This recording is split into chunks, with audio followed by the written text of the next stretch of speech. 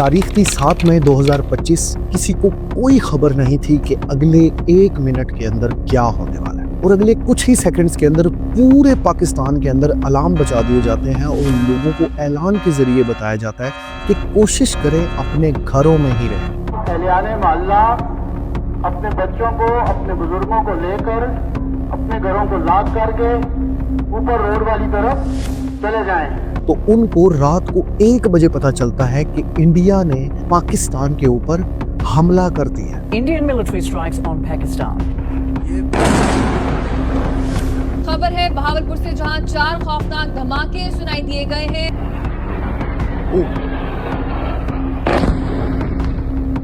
Lashkar-e-Taiba headquarter in Muridke as well as Jaish-e-Mohammed headquarter in Bahawalpur. Indian professionals ने इस operation को operation सिंदूर का नाम दिया, जो कि पाकिस्तान की 9 सिटीज के अंदर थे, जिसमें 24 प्रीसीजन क्रूज मिसाइल्स जो हैं वो स्ट्राइक किए गए। ब्रह्मोस मिसाइल क्या होती है, अभी आपने ऑपरेशन सिंदूर के अंदर इस मिसाइल के पराक्रम की एक झलक देखी होगी। DGISPR ने यह भी दावा किया कि हमने इंडिया के 3 राफेल तैयारे गिराए हैं, एक जहाज गिराया और एक ड्रोन भी गिराया। I can confirm you that 5 Indian aircrafts, including 3 Rafale, 1 Su-30 and 1 MiG-29 have been shot down, and 1 Heron drone has also been shot. एक चीज ऐसी थी जिसने इंडिया और पाकिस्तान में रहने वाले लोगों को बहुत ज्यादा दहशत में डाला, और वो थी miss information. Indian news channels ने नेक्स्ट लेवल की मिस इन्फॉर्मेशन दी और ऐसी बात की है कि आप इमेजिन भी नहीं कर सकते। बहुत सारी ऐसी वीडियो फुटेजेस और पिक्चर्स जो ऑलरेडी पिछले 3-4 साल पुरानी थी, उनको इस हमले के साथ अटैच करके दिखाया गया है ताकि लोगों के जज्बात को ज्यादा से ज्यादा उभारा जा सके। तो सवाल यह है कि आखिर इंडिया ने ये हमला इस वक्त ही क्यों किया, और जो इंडिया पाकिस्तान के ऊपर इल्जाम लगा रहा है, क्या वो वाकई में ये इल्जाम साबित कर पाएगा? जिन्होंने ये हमला किया है, उन आतंकियों को और इस हमले की साजिश रचने वालों को उनकी कल्पना से भी बड़ी सजा मिलेगी। और पाकिस्तान एक टेररिस्ट कंट्री है, क्योंकि पाकिस्तान ने ऑलरेडी उसामा बिन लादेन जैसे बंदे को भी अपने पास छुपा के रखा हुआ था। तो पाकिस्तान एक टेररिस्ट कंट्री है। India had to retaliate because you see the history of how these terrorist attacks have happened and how involved Pakistan is in these things, and it's not just about India, that even Osama bin Laden was being harbored in Pakistan before. आखिर पाकिस्तान ने ऐसा क्या किया था कि जिसकी वजह से हिंदुस्तान ने पाकिस्तान के ऊपर हमला कर दिया, और इस हमले की साजिश रचने वालों को उनकी कल्पना से भी बड़ी सजा मिलेगी। Indian military strikes on Pakistan. 5 Indian aircrafts, including 3 Rafale, 1 Su-30 and 1 MiG-29 have been shot down. कि ये हिस्सा जो आप देख रहे हैं ये अननोन जेट का है, अभी मालूम नहीं है ये फ्यूल टैंक का है, और अभी भी पता नहीं है कि ये किस जेट का है। Kotli, Muzaffarabad and Bahawalpur have been hit back. India has hit back on Pakistani terror infrastructure. 1947 में जब पाकिस्तान और हिंदुस्तान को अलहदा किया गया, तो उस वक्त कश्मीर को 2 हिस्सों में बांट दिया गया, यानी एक हिस्सा पाकिस्तान को मिला और एक हिस्सा जो है वो हिंदुस्तान को मिला। अब हिंदुस्तान को जो हिस्सा मिला उसके अंदर 3 मेन हिस्से उसको मिले, जिसमें जम्मू था, जिसमें लद्दाख था और जिसमें कश्मीर की वादी थी। अब कश्मीर की वादी में कुछ अहम इलाके पाए जाते हैं, जिसमें श्रीनगर, अनंतनाग, बारामूला और पहलगाम पाया जाता है। अब जो पहलगाम है वो खास करके जिला अनंतनाग में पाया जाता है। ये बिसारन वादी से कोई 5 से 6 किलोमीटर के फासले पे है। अब डेट आती है 22 अप्रैल 2:50। जैसा कि मैंने बताया कि मामूल के मुताबिक ज्यादातर लोग वहाँ पे इंजॉय और आउटिंग करने के लिए जाते हैं। जो नए शादीशुदा जोड़े होते हैं वो अपना हनीमून मनाने के लिए इस एरिया के अंदर जाते हैं। अब इसी एरिया के अंदर लोग मामूल के मुताबिक गुजारा कर लेते। देखते ही देखते कोई 4 से 5 टेररिस्ट जो हैं वो वर्दियां पहने हुए इस मैदान के अंदर आते हैं।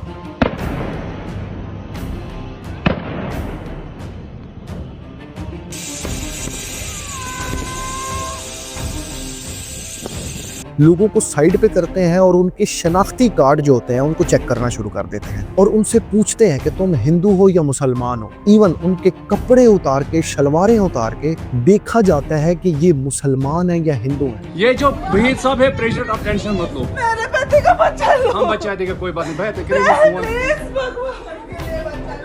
दब से मन डिजाइन किया है, ठीक है हम बचा देंगे, आप टेंशन मत लो।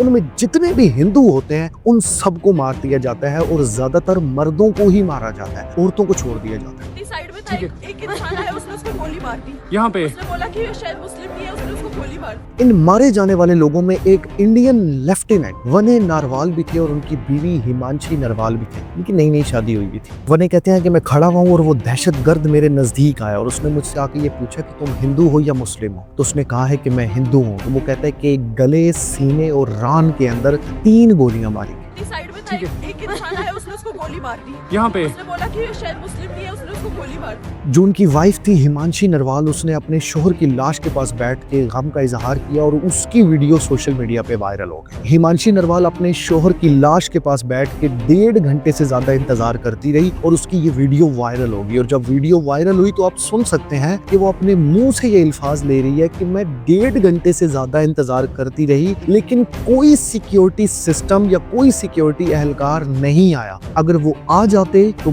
आज मेरा हस्बैंड जिंदा होता। इन सारे मरने वाले लोगों में एक औरत थी जिसके हस्बैंड को मारा गया और जब मारा गया तो उसके छोटे से बच्चे ने ये दहशतगर्द को कहा कि तुमने जब मेरे वालिद को मार दिया तो तुम अब मुझे भी मार दो और मेरी वालिदा को भी मार दो, हमें क्यों जिंदा रखा है। तो आगे से दहशतगर्द कहता है कि हम तुम्हें नहीं मारेंगे, जाओ मोदी को बता दो। इस हमले के अंदर तकरीबन 26 लोग मारे गए, जिसमें से 25 भारतीय थे, 1 नेपाली था। भारतीय हुकूमत ने पहलगाम के अंदर जो अटैक हुआ इसको पाकिस्तान की दहशतगर्दी का हिस्सा करार दिया और कहा कि ये जो अटैक हुआ है ये द रेजिस्टेंट फ्रंट यानी TRF जो कि लश्कर तैयबा की एक शाख है उसने की है। और पूरे इंडिया के अंदर ये फैलाया गया कि ये पाकिस्तान की एक गहरी सियासत है। पाकिस्तान के अंदर general Asim Munir, DG ISPR और वजीर आजम समेत बहुत सारे लोगों ने ये दावा कर दिया कि हमारा इस हमले के साथ कोई ताल्लुक नहीं है। पहलगाम के अंदर हमने किसी किस्म की कोई दहशतगर्दी नहीं की, बल्कि पाकिस्तान के ex prime minister Imran Khan ने ये कहा कि मोदी को तहकीकात करनी चाहिए,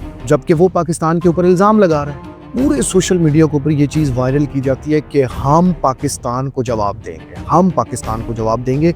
और फिर उसका जवाब 7 मई को रात को 1:05 पे 24 हमले किए गए पाकिस्तान के 9 शहरों के अंदर, जिसकी वजह से ऑपरेशन सिंदूर मार्जे बच गया। Indian military strikes on Pakistan. खबर है बहावलपुर से, जहां 4 खौफनाक धमाके सुनाई दिए गए हैं।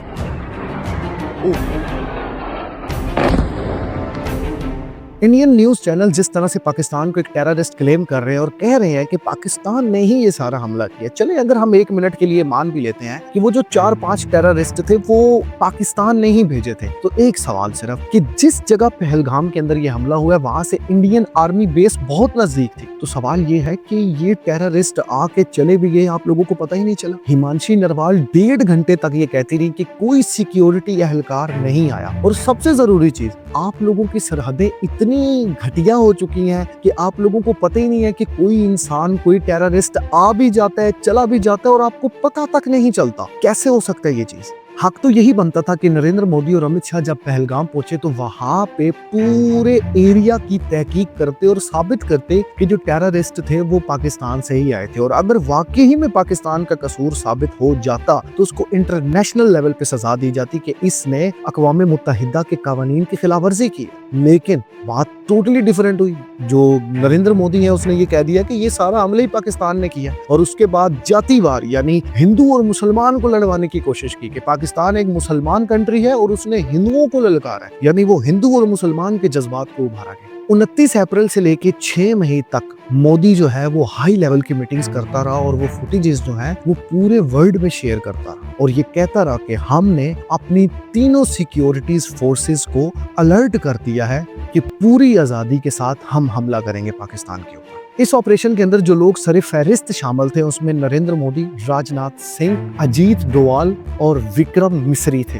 अब इंडियन एयरफोर्स के अंदर जो चीजें इस्तेमाल की गई उसमें सर-ए-फहरिस्त एयरक्राफ्ट था जो कि Rafale fighter jets Su-30 MKIS। इसके अलावा वेपन्स में क्रूज मिसाइल्स थे जो लॉन्ग रेंज थे, हैमर गाइडेड बॉम्ब्स थे जो मीडियम रेंज के साथ डायनामिक टारगेट्स रखते थे। इसके अलावा जो लॉटरिंग मोनिशंस हैं, यानी ये एक किस्म का ड्रोन होता है जो कि सुसाइड ड्रोन होता है, ये किसी जगह पे जाके फटता है, इसके ऊपर भी हम बात करेंगे। और इसके अलावा ब्राह्मोस PJ-10 क्रूज मिसाइल्स, ये वो सारी टेक्नोलॉजी थी जो पाकिस्तान के ऊपर इंडिया ने इस्तेमाल की। ये हमला 25 मिनट तक चलता रहा और 25 मिनट के अंदर पाकिस्तान के 9 शहरों को टारगेट किया गया, जिसमें सर-ए-फहरिस्त मुजफ्फराबाद, कोटली, सियालकोट, मुरीदके, चकमरू, बहावलपुर, अहमदपुर शर्किया और ओचकी और हरीपुर। जब इंडिया से पूछा गया कि आपने इन 9 सिटीज को ही क्यों टारगेट किया, तो उन्होंने कहा कि हमारे पास इंटेलिजेंस की रिपोर्ट थी कि इन 9 सिटीज के अंदर जो है वो दहशतगर्दों के अड्डे थे जिनको पाकिस्तान पाल रहा था और हमने उन अड्डों को तबाह किया। बकौल नरेंद्र मोदी और जितने भी प्रोफेशनल्स हैं उन्होंने यही कहा कि हमने पाकिस्तान के अंदर टेररिस्ट एरियाज जो थे हमने उनको टारगेट किया। तो चलिए जरा देखते हैं कि जो चीजें टारगेट की गई थी वो कौन से एरियाज थे। सबसे पहले मुजफ्फराबाद, एक मस्जिद को टारगेट बनाया गया, मस्जिद बिलाल, जिसमें 16 साल लड़की हलाक हुई। कोटली, एक मस्जिद को तबाह किया गया जिसमें एक 18 साल लड़का हलाक हुआ। बहावलपुर, अहमदपुर शर्किया, सुबहान अल्लाह मस्जिद पर हमला हुआ जिसमें 3 साल बच्ची समेत 5 अफराद हलाक हुए। मुरीद के एक मस्जिद मरकज तालबा को निशाना बनाया गया जहाँ पे बच्चे पढ़ते हैं, जिसमें 3 अफराद हलाक और एक जख्मी हुआ। एक 7 साल बच्चा पूंछ में मारा गया। और नीलम जेलम डैम, इसको भी निशाना बनाया गया लेकिन इसकी कोई तस्दीक नहीं है। तो ये वो सिटीज थी, ये वो मस्जिदें थी जिनको एक टेररिस्ट के तौर पे पाकिस्तान के अंदर अटैक किया जाता है और उसके बाद इंडिया के अंदर न्यूज़ चैनल्स पे ये बैठ के बताया जाता है कि हमने पाकिस्तान के टेररिस्ट अड्डे जो है वो उड़ा दिए, जबकि पाकिस्तान के अंदर मस्जिदों के ऊपर मिसाइल किए जा रहे हैं। पाकिस्तान के DGISPR ने ये कहा कि इंडिया ने हम पे 24 हमले किए जो कि 6 मकामात पे हुए और हमने इंडिया के 5 से ज्यादा तैयारे गिराए हैं, जिसका हमारे पास एविडेंस है, जिसमें 3 राफेल तैयारे हैं। I can confirm you that 5 Indian aircrafts, including 3 Rafale, 1 Su-30 and 1 MiG-29 have been shot down and 1 Heron drone has also been shot. अब वो राफेल तैयारे कहाँ पे गिराए गए हैं मैं आपको बताता हूँ। राफेल एक तैयारा भलीसा इंडिया के अंदर गिराया गया, दूसरा जम्मू के अंदर गिराया गया, तीसरा श्रीनगर के अंदर गिराया गया। अब इंडिया ने ये राफेल तैयारे गिरने वाली बात जो है इसको टोटली तौर पे इनकार की और कहा जी हमारा तो कोई जहाज ही नहीं गिरा। दूसरी तरफ से इंटरनेशनल मीडिया जो है CNN और रूटर्स ने इस बात की तस्दीक की कि वाकई पाकिस्तान ने इंडिया का एक राफेल तैयारा जरूर गिराया है, जिसकी तस्दीक हो गई है। सोशल मीडिया पे ये वीडियोस वायरल हुई और उसका जो मलबा है जहाजों के गिरने का वो अलग-अलग पड़ा हुआ था, बल्कि कश्मीर के अंदर जब ये मलबा पड़ा हुआ था तो एक लेडी जो है वो उस मलबे की वीडियो बना रही थी और साथ इंटरव्यू कर रही थी। आप बिल्कुल उसको सोशल मीडिया के ऊपर, ट्विटर के ऊपर देख सकते हैं। कुछ दूरी पे जो है सैनिटाइजेशन चल रही है और वहां पर जो है प्लेन का बाकी डेब्री हमें देखने को मिल रहा है। हालांकि अभी अननोन जेट है और अभी मालूम नहीं चल पा रहा है कि क्या कुछ है। अब बात यह है कि अगर सच में इंडिया के 3 राफेल तैयारे गिरे हैं तो इससे इंडिया को तो ऑलमोस्ट $1 बिलियन का नुकसान हुआ है, लेकिन इससे जो फ्रांसीसी कंपनीज को नुकसान हुआ है वो तो शायद मे बी काउंटलेस हो, क्योंकि बहुत ज्यादा शेयर्स उनके गिरे हैं। जब ऑपरेशन सिंदूर हो गया तो उसके बाद अगले ही दिन इंडियन यूट्यूबर्स और जितने भी रिपोर्टर्स और न्यूज एंकर्स हैं, इन्होंने मोदी जी के लिए एक अप्रिसिएशन डायलॉग्स बनाए जिसमें ये कहा गया थैंक यू मोदी जी हमें वो इज्जत वापस दिलाने के लिए, थैंक यू मोदी जी पाकिस्तान उसकी औकात याद करवाने के लिए, thank you Modi ji terrorist country के अंदर घुस के उनको मारने के लिए। थैंक यू मोदी जी, पहलगाम के बाद जो हिंदुस्तानियों में गुस्सा भरा था उस गुस्से को समझकर, आलोचना सहकर, समय लेकर अब पाकिस्तान को वो जख्म देने के लिए जिसका इंतजार हम कर रहे हैं। थैंक यू मोदी जी। अब मैं भी मोदी जी से एक दफा थैंक यू करना चाहेगा। थैंक यू मोदी जी कि आपने औरतों और 7 साल के बच्चे को जो कि टेररिस्ट है मार दिया। अगर मैं ये कहूं कि इंडिया और पाकिस्तान की जंग के अंदर किसी एक चीज ने सबसे ज्यादा नुकसान पहुंचाया है तो वो था जो मीडिया की मुबालगा आराइयां थी। यानी इंडियन न्यूज चैनल्स ने, इवन पाकिस्तान में भी, लेकिन इंडियन न्यूज चैनल्स ने इस लेवल का लोगों को भड़काया है, इस लेवल का झूठ बोला है, ऐसी गलत न्यूज लोगों को दी है, और सिर्फ टीआरपी के लिए, सिर्फ व्यूज लेने के लिए, सिर्फ लोगों की नजरों में अपने चैनल्स की सब्सक्रिप्शंस बढ़ाने के लिए और लोगों के आगे अच्छा बनने के लिए। आप इमेजिन भी नहीं कर सकते कि कितना हिंदू और मुसलमान को भड़काया गया आपस में, जिसमें सर फहरिस्त कुछ चीजें आप सुने मुझसे। द फ्रस्ट्रेटेड इंडिया, ये यूट्यूब का एक चैनल है जिसके ऊपर ये दावा किया गया कि पाकिस्तानी फौज के सरबराह जनरल आसिम मुनीर को गिरफ्तार कर लिया गया और इस्लामाबाद पर भारतीय फौज ने कब्जा कर लिया। ये भारत की फतह है और पाकिस्तान हार गया। अब ये झूठ है, इसको जब चेक किया गया तो इसकी बिल्कुल भी तस्दीक नहीं हुई। एक और चैनल इंडियन डिफेंस यूट्यूब, जिसके ऊपर एक पोस्ट की जाती है जिसमें बताया जाता है कि भारतीय बहरिया ने कराची पोर्ट को तबाह कर दिया और पाकिस्तानी बहरिया के 3 जहाज डूब गए हैं। वीडियो के अंदर एक एंकर ने कहा कि अब पाकिस्तान को सबक सिखाने का वक्त आ गया। ये भी झूठी रिपोर्ट थी। अब अगर रिपोर्टर्स की बात करें तो अर्नाब गोस्वामी, रिपब्लिक टीवी, मुझे बताने की जरूरत नहीं है कि ये इंडिया के अंदर क्या एग्जिस्टेंस रखता है, तो इसके ऊपर बैठ के वो एक शो में चीख के ये दावा करता है, अर्नाब गोस्वामी की बात करूं, कि पाकिस्तान की फौज ने हथियार डाल दिए हैं और भारतीय फौज ने क्वेटा पे कब्जा कर लिया है। इन्होंने कहा कि ये भारत की तारीखी फतह है, पाकिस्तान तबाह हो गया है। शो में कोई सबूत पेश नहीं किया और अर्नाब गोस्वामी की इस पोस्ट को, इस शो को द वाशिंगटन पोस्ट ने रद्द किया कि अर्नाब गोस्वामी झूठ बोल रहा है, और उसने ये कहा कि कोई क्वेटा के ऊपर कब्जा नहीं हुआ, इसका कोई सबूत नहीं। जी न्यूज के ऊपर सुधीर चौधरी बैठते हैं और बैठ के कहते हैं कि भारतीय फौज ने इस्लामाबाद पे कब्जा कर लिया और पाकिस्तानी फौज भाग गई है। इन्होंने एक जज्बाती तकरीर में कहा कि ये हमारे शहीदों की फतह है। फुटेज पुरानी जंगों की दिखाई, यानी जितनी चीजें दिखाई वो सारी पुरानी थी, नई चीज दिखाई नहीं, और इसकी वजह से इनकी वीडियोस पे 3 मिलियन से ज्यादा व्यूज आए। आप जरा इमेजिन करके देखें कि कई लाख, कई करोड़ लोगों से एक दिन के अंदर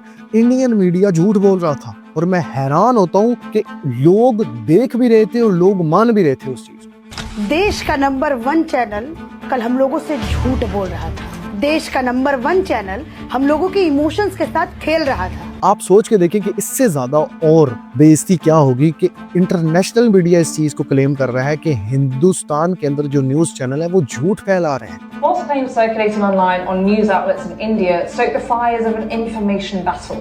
वो लोगों को गलत, और इवन लोगों को पता भी चला इंडिया के अंदर कि हमसे झूठ बोला जा रहा है, और बहुत सारे न्यूज चैनल्स ने माफी भी मांगी कि हमने आप लोगों के साथ गलत रिपोर्ट्स शेयर की। और जैसा कि मैंने बताया कि पाकिस्तान की अवाम ने इसका बहुत ज्यादा मजाक बनाया, बहुत ज्यादा मीम्स बने। सिंदूर को कभी तंदूर कहा गया, सिंदूर को कभी बच्चा पैदा करने के लिए कोई चीज कही गई, सिंदूर को कभी सुहाग रात कहा गया। अजीब सी एक कंडीशन थी, लोगों ने मीम्स बनानी स्टार्ट कर दी। आप सिर्फ एक दफा ये सोच के देखें कि वो भले 10 लोग मरे हैं, 20 मरे हैं, 50, 100, 200, जितने भी लोग मरे हैं, यार तुम लोगों की मौत के ऊपर तुम मतलब मजाक बना रहे हो, भले वो पाकिस्तानी है या भले वो इंडियंस है।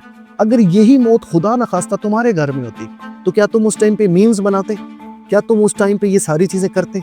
तुम कभी भी ना करते, क्योंकि तुम्हारे घर में नहीं हुई। जरा इमेजिन करके देखो कि जिस घर के 3 बंदे मर गए हैं, जिस घर के 4 बंदे मर गए हैं, जिसका वो जवान 7 साल का इर्तजा अब्बास फौत हुआ है, जिसका इर्तजा अब्बास मारा गया है, जरा सोच के देखो उन लोगों के घर तो कयामत आ गई थी। पाकिस्तान के अंदर जंग लगी और लोग उसको मजाक ले रहे हैं। अर्नाब गोस्वामी और सुधीर चौधरी जैसे एक जर्नलिस्ट ने एक मैदान में गया, वहाँ पे बच्चे खेल रहे थे, और वहाँ पे जाके कहता है कि हम पाकिस्तान को दुनिया के नक्शे से हटा के रखते हैं।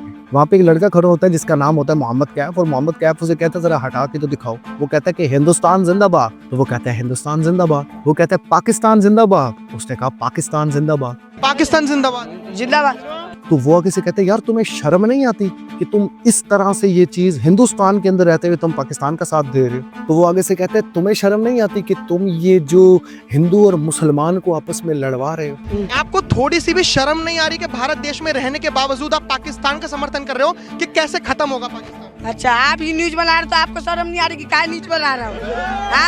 आपको शर्म नहीं आ रही है कि न्यूज बना के सबको फैला रहे हो हिंदू मुस्लिम के बारे में? तुम्हें किसने ये हक दिया कि तुम इस तरह की रिपोर्टिंग करो? यानी आप इमेजिन करके देखें कि वो एक बच्चा मोहम्मद कैफ, जिसकी उम्र शायद मेरे ख्याल के मुताबिक 12, 14 साल, 15 साल होगी, वो इंडिया की रियासत और पाकिस्तान की रियासत से ज्यादा अकल रखता है। उसको पता है कि अगर इंडिया के अंदर मुसलमान हैं तो हिंदू भी हैं, और अगर पाकिस्तान के अंदर मुसलमान हैं तो हिंदू भी हैं। इनको मारना नहीं है, इनको एक दूसरे के साथ मिलाना है, इनकी दूरियां नजदीक करनी है, इनमें नफरत नहीं फैलानी, इनमें मोहब्बत फैलानी। अब उम्मीद है कि आपको पूरा ऑपरेशन सिंदूर और ये सारा मामला समझ आ गया होगा, लेकिन इसके साथ साथ कुछ ऐसे सवालात हैं जो मैं आपसे जरूर करना चाहूंगा। अगर आप को इनके जवाबात आते हो तो आप मुझे जरूर बताइएगा इस वीडियो के आखिर। पहलगाम अटैक के अंदर यकीनन इंडियन सिक्योरिटी फोर्सेस जो हैं उनकी नाकामी छुपी हुई थी। नरेंद्र मोदी का हक बनता था कि वो तहकीक करता, लेकिन उसने इंडियंस जो सिक्योरिटी फोर्सेस है उसके ऊपर कोई तहकीक नहीं की। तो सवाल ये बनता है कि आखिर उसने ऐसा क्यों किया, उसने क्यों डायरेक्टली पाकिस्तान के ऊपर अटैक का इल्जाम लगा दिया। जब इंडिया के राफेल तैयारे गिराए गए हैं तो आखिर इंडिया इस चीज को क्यों नहीं एक्सेप्ट करना चाहता? खास करके नरेंद्र मोदी क्या आवाम से डरता है कि कहीं आवाम अगली दफा मुझे वोट नहीं देगी, या वो इंटरनेशनल लेवल पे इस चीज के लिए सोच रहा है कि अगर मैंने ये बता दिया कि राफेल जैसे तैयारे हमसे गिर गए हैं तो हमारी तो एयरफोर्स की बड़ी नाकामी होगी। आपको क्या लगता है कि इंडिया और पाकिस्तान की ये जो जंग है ये किस तरह से खत्म होगी? क्या इस तरह लोगों को मारने से खत्म होगी, या वाकई ही में सीरियसली इनके बड़े जो लीडर्स हैं वो बैठ के टेबल टॉक करें तो तभी ये चीज़ खत्म हो सकती है? सो दोस्तों, मैंने कोशिश की है कि आज की इस वीडियो के अंदर आपको वो तमाम मालूमात शेयर कर दूं जो गलत तरीके से आप लोगों के साथ शेयर की गई थी। सो वीडियो देखने के बाद अपनी राय ज़रूर दीजिएगा। और दोस्तों, अगर आप लोग चाहते हैं कि इंडिया के ऑपरेशन सिंदूर के जवाब में पाकिस्तान ने जो बुनियान अल मरसूस के नाम से ऑपरेशन किया है, मैं इसके ऊपर भी पूरी एक वीडियो बनाऊं, तो इस चैनल को सब्सक्राइब करें, वीडियो को लाइक करें, शेयर करें, कमेंट्स करें, मुझे सपोर्ट करें। इंशाल्लाह बहुत जल्द वो वीडियो भी आपके सामने आ जाए। अल्लाह हाफिज़।